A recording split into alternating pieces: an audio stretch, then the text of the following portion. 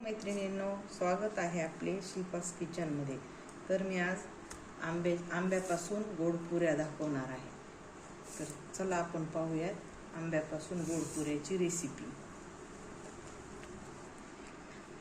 तर हे पहा, मी ते एक आंबा घेतलेला आहे. तुम्ही आंबे 2-3 पण घेऊ शकता, पण आमच्याकडे जास्त गोड खात नाही म्हणून मी ते एकच आंबा घेतलेला आहे. त्याच्यापासून मी पुऱ्या बनवणार आहे. तर चला आपण आंब्याचा गर काढून घेऊयात.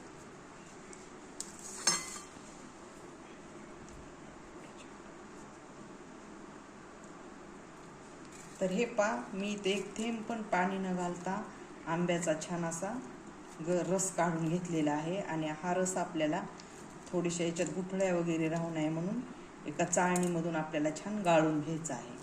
तर आता मी हा रस गाळून घेणार आहे.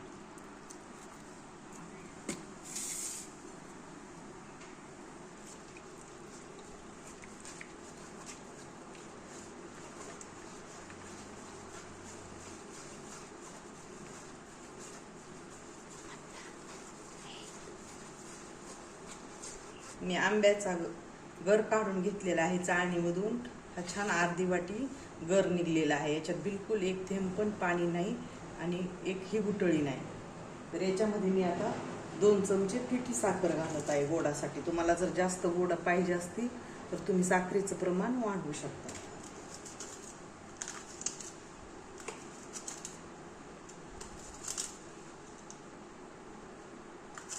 आता ही साखर छान याच्यामध्ये आपल्याला मिक्स करून घ्यायची आहे.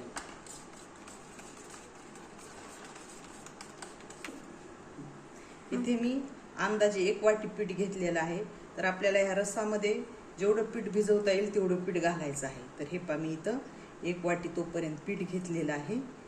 त्यामध्ये चवीपुरतं मीठ,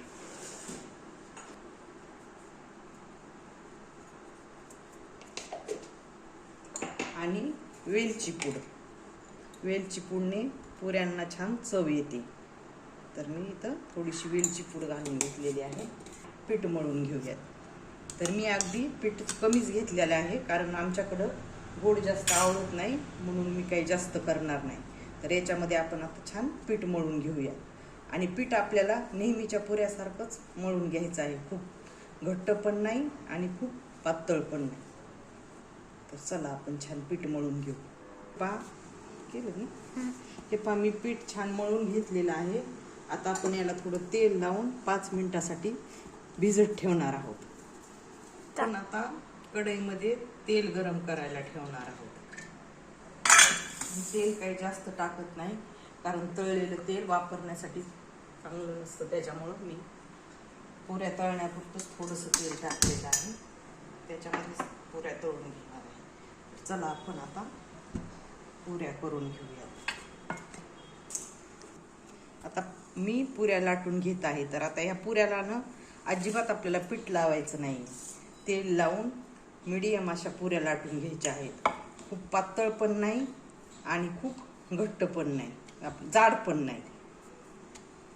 तर हे पहा, आता मी छान पुऱ्या लाटून घेणार आहे.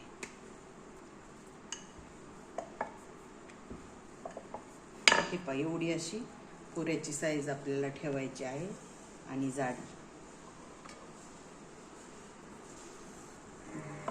हे पहा, आता मी सर्व पुऱ्या लाटून घेतलेल्या आहेत. तर पुऱ्या पहा किती छान अशा पिवळ्या चुटूक अगदी दिसत आहेत. ह्या खायला खूप टेस्टी लागतात. हे पहा, आता आपण पुऱ्या लाटून घेतल्या. चला तर आपण आता पुऱ्या तळून घेऊया. तर हे पहा, 1 वाटी पिठापासून जवळपास इथे 8 ते 9 पुऱ्या तयार होतात. मी थोडी मोठी साईज केलेली आहे म्हणून माझ्या 8 तयार झालेल्या आहेत. चला, आता तेल तापलेलं आहे. तर आपल्याला मीडियम गॅसवर या पुऱ्या तळून घ्यायच्या आहेत. फ्लेम एकदम लो पण नाही आणि एकदम हाय पण नाही. तर हे पहा, एकदम छान अशा पुऱ्या तळत आहेत आणि टम्म अशा फुगलेल्या आहेत पुऱ्या. हे पहा मैत्रिणींनो, किती छान पुऱ्या तयार झालेल्या आहेत. तर ह्या अशाच पुऱ्या आपल्याला सर्व तळून घ्यायच्या आहेत. तर हे पहा, मी इथं पुऱ्या तळून घेतलेल्या आहेत. तर ह्या पुऱ्या खायला खूप टेस्टी आणि चवदार लागतात. आणि ह्या पुऱ्या 8 ते 10 दिवस सहज टिकतात. तर मैत्रिणींनो, एकदा ह्या पुऱ्या करून पहा. व्हिडिओ आवडला असेल तर लाईक करा, शेअर करा, सबस्क्राईब करा. चला भेटूया पुढच्या व्हिडिओमध्ये. तोपर्यंत धन्यवाद.